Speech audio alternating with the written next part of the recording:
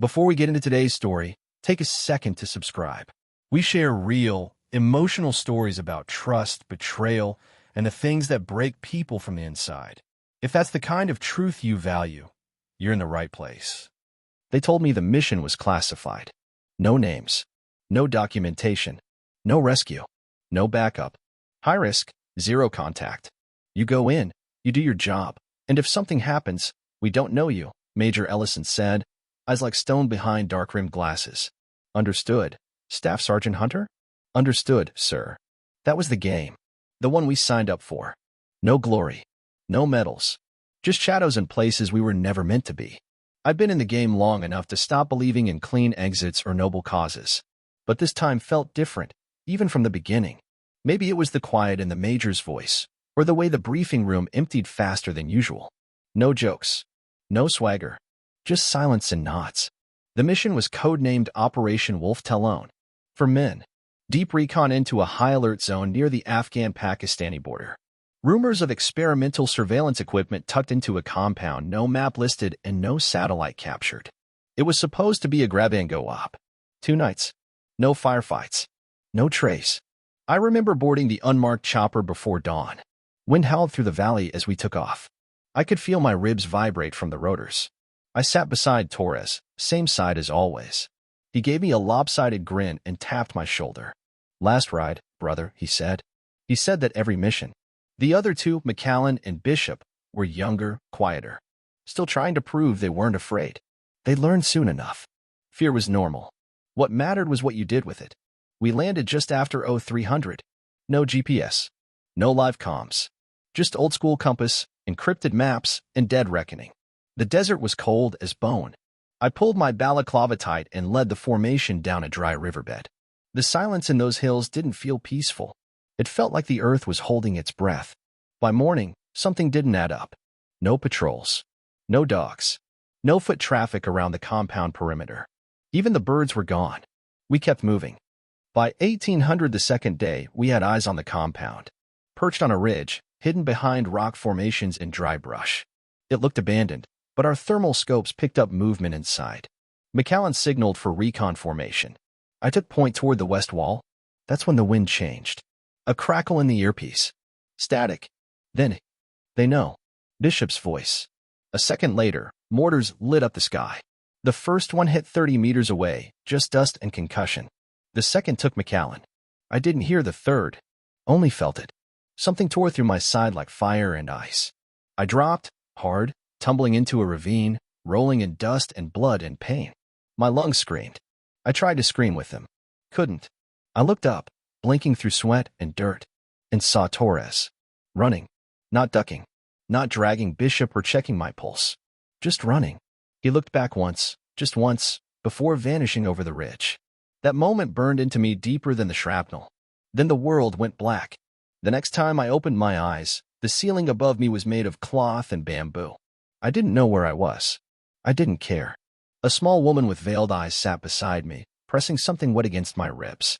Every breath was pain. My mouth was sand. My mind flickered between fragments, gunfire, Torres's face, Jenna's voice saying, "Come home safe." I faded out again. Time became a blur. Days without names. Pain and hunger.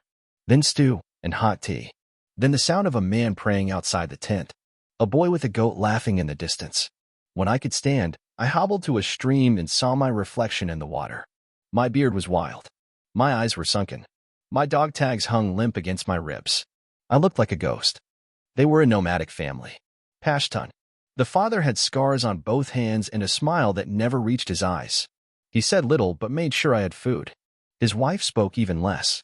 The daughter, maybe 15, seemed to understand a few English words. She handed me warm tea each morning, then disappeared into the hills with the goats. One night, the father gave me a sat phone. No questions. No conditions. I dialed the emergency frequency burned into my brain. Spoke the phrase we were taught only to use if captured or nearly dead. 3 days later, a convoy of Marines showed up. I was alive. Barely. They flew me to a covert base near Ramstein. No public record. No family contact. Not until they cleared protocol. I didn't care. I was alive. But I should have cared more about the silence. The debrief took weeks. Doctors poked, scanned, and stitched. My left lung had collapsed. Nerve damage stretched down to my thigh. My gait would never be the same. The CIA handlers asked the same questions again and again. What had I seen? Who knew I was there? Could I confirm the tech's presence? I answered what I could, but I kept asking about Jenna. And every time, I got the same reply. We'll reach out once protocol allows. I stopped asking. Until one night, a nurse, new girl from Alabama, soft hands, whispered as she changed my for. You don't know, do you? Know what? Your wife. She had a funeral for you. I blinked. Full honors. Local paper covered it. She buried you. Bury me? I made her show me the article on her phone. There I was, folded flag, boots and helmet display. Jenna in a black dress, face red with grief, clutching Torres's arm. He was standing beside her like a husband. Not a friend.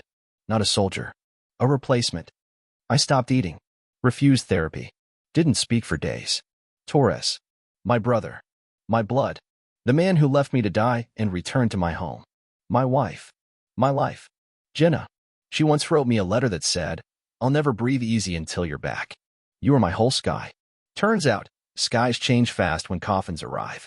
They'd written me off. Declared Kia based on Torres's report. No body. No photos. No DNA. Just my gear, burned and shredded. Torres told them I was gone. And they believed him. They buried me while I was bleeding into the dirt halfway across the world. The man who left me. The woman who moved on. The command who signed it all away. They thought they could close the book. But I wasn't finished. I wasn't dead. And I wasn't forgiving. I was coming home. Not as a hero. As a ghost. As judgment. It was dark when the plane touched down on U.S. soil. I stepped off that ramp with a cane in my hand and war in my heart. There was no welcome party. No brass band. No reporters. Not even a government escort. Just a man with a clipboard who handed me a sealed envelope and said, You're not in the system. You don't exist anymore. You're free to go. That was the point. They buried me. Now I could be anything I wanted. I took a cab from the airbase to the outskirts of the town I once called home.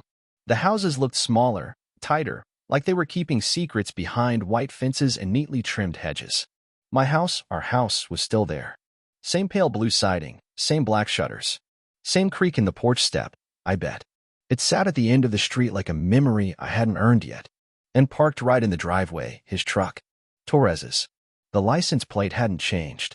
F1 or 3TM fire team. He brought our war home with him. The lights were on. Two shadows passed the living room window. I stayed across the street, under a dead tree, watching. I didn't feel rage. I felt silence. The kind of silence before a trigger is pulled. It took a week to set up. I'd made a call to an old contact in Virginia, a man who owed me. He got me a new name, burner phones, and 2 pistols I didn't register. During the day, I watched. I learned their schedules. Jenna worked at the local clinic. Still wore her hair in a loose braid. Still had that half smile she gave when she thought no one was watching. She wore it for him now. Torres didn't have a job, far as I could tell. He drove her in, picked her up, cooked, cleaned. Played house like he'd earned it. I wondered if she ever asked about the mission. If she asked him why he made it out and I didn't. I bet he lied. I didn't strike fast. I wanted pain, not blood. First, I called the clinic pretending to be a patient. I asked for Jenna directly. Used a shaky voice. Is this Jenna Hunter? Wife of Staff Sergeant Daniel Hunter. She paused. Yes. Who is this? I hung up. 2 days later, she started looking over her shoulder. A flicker of paranoia behind her eyes. Then I mailed her a photo. It was from our wedding. I circled my face in red marker. No note. Just the circle. Torres responded the next day. I watched him from the edge of the woods, pacing the porch with a pistol tucked in the back of his jeans. That same swagger. Same arrogance. Like he believed he could win a fight with the devil. I sent him a message too. An envelope taped to his windshield.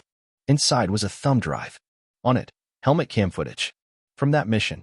I'd edited it myself. Just one clip. The moment I looked up from the ravine, bleeding out, and saw him running.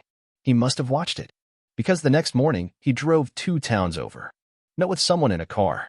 I snapped a photo. It was a retired Army intelligence officer, Colonel Greaves. The man who signed off my Kia status. Now I had 3 names on my list. 1 Torres. 2 Jenna. 3 Greaves. The betrayal wasn't just personal. It was institutional. Someone had cleared it. Rubber-stamped my death. Made sure no questions were asked. Greaves retired 3 months after my death. That night, I broke into his garage. He had a gun safe. I didn't touch it. I left one of my dog tags on his desk. The next day, he had a stroke.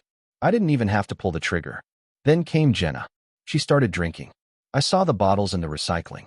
Saw the way she sat on the porch, alone, smoking, rubbing the spot where her wedding ring used to be. Maybe she felt guilty. But guilt isn't forgiveness. I mailed her one last letter. Dear Jenna, you once said I was your whole sky. But you didn't wait for sunrise. You buried me before the war was over. You let the man who ran wear my boots, sleep in my bed, smile on my photos. And now I'm back. Not as your husband, but as the ghost you made. D. Torres broke first. He started calling old teammates. Asked about sightings. Rumors. Said someone was messing with him.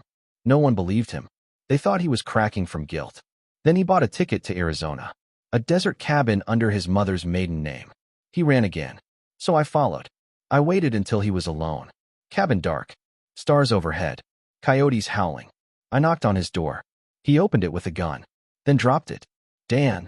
My name sounded sour coming from his mouth. He looked older. Thinner. Afraid. Say it, I said. He stepped back. I thought you were dead. I swear. Say what you did. He dropped to his knees. I ran. I left you. I lied. Tears streamed down his face.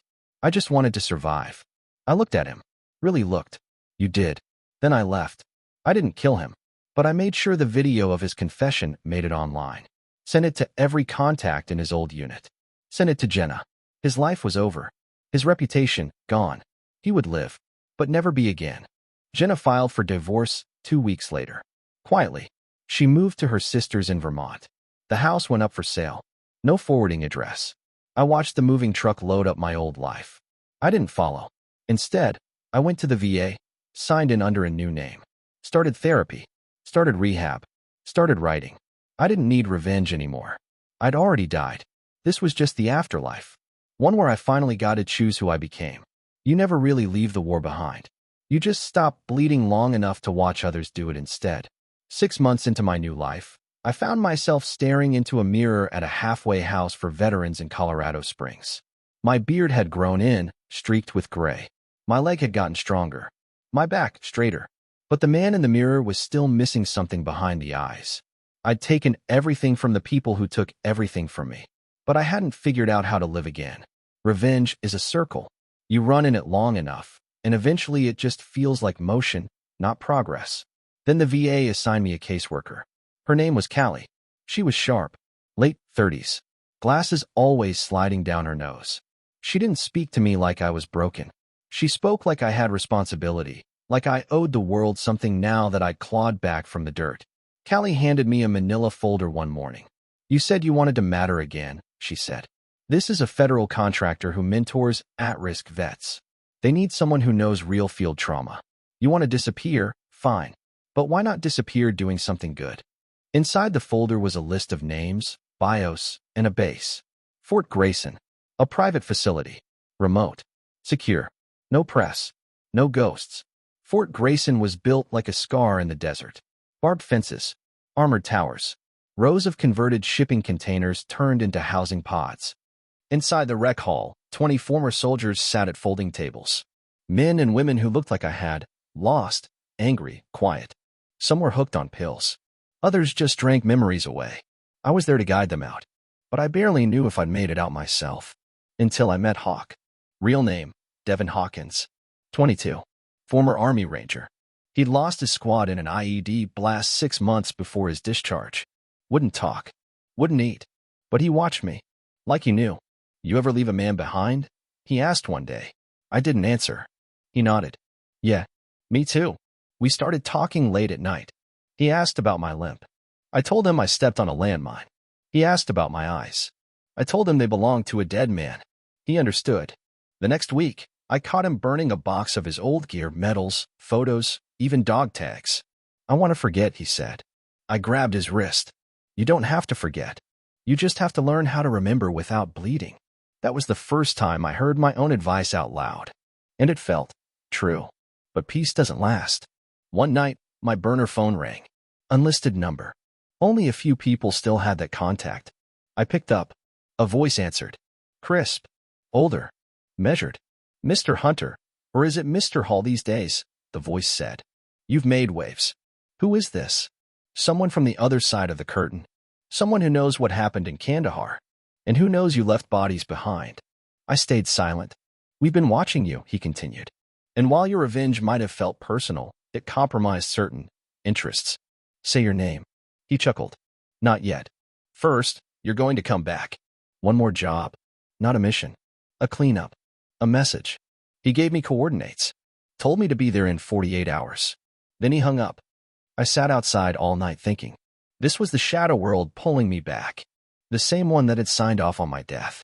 The same one that let men like Torres and Greaves slither into civilian life without answering for anything. But this time, I had a choice. The old me would have burned the coordinates. Gone ghost again. But the new me? I wrote a letter. To Callie. If I don't come back, don't look. Just know I did something that mattered. Then I packed my gear. I wasn't going as a weapon. I was going as judgment. But I wasn't going alone. I called in old debts, men who owed me their lives.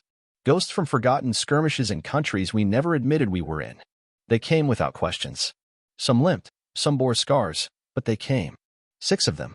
We called ourselves the Ash Recon, a name from a classified op where we erased a cartel city off the map in Colombia. We'd been erased too, blacklisted, buried under government lies. But now, we were back from the ash. Our target wasn't just one safe house. There were 7. 7 bunkers. 7 shadow sites operated by the same men who sold my mission out, who sold our brothers and sisters into body bags and washed their hands with whiskey and hush money. We hit the first at midnight. Silent. Surgical. They didn't even know death was in the room until it shook hands with their lungs. The second site? We left it in flames. The third, we emptied their vaults. Uploaded every classified atrocity to servers we pre-wired to dump data across every whistleblower site, watchdog, and intelligence feed worldwide. The fourth, we used drones. Sent a message through the sky, painted in fire. A former general screamed into the wind as his home collapsed under a sky of lightning from above. By the 5th, they were running. By the 6th, the military police were chasing their own shadows, trying to figure out what war had been unleashed beneath their feet. We hacked their satellites. We disrupted their bank accounts. We turned their phones into confessionals. The 7th? The last. That one we left as a message. We chained the surviving operatives in a circle, each with a grenade duct taped to their hands. Pins pulled. Triggers rigged. In the center, I left a note. We were never ghosts. We were the reckoning. You thought we forgot. We never forget. I didn't kill them. The fear did. One moved. They all went up. The inferno lit the desert sky for miles. The wrath of God. No. God had mercy. We didn't. I walked away from the last firelight with blood crusted on my knuckles and smoke in my lungs. The others scattered, back to their corners of the earth. Back to shadows. I went home. To Fort Grayson. To Hawk. To Callie. I never told them the details. But they saw it in my eyes. The storm had passed. The fire had burned everything that needed burning. Callie found the letter I left and never asked about it. She just smiled when I returned. Looks like you did something that mattered, she said. I nodded. Yeah, I did. And for the first time since the war, I finally felt something that wasn't pain. I felt free. Thanks for watching. If the story meant something to you, consider subscribing. We've got more like this, stories that don't ask for sympathy, just honesty.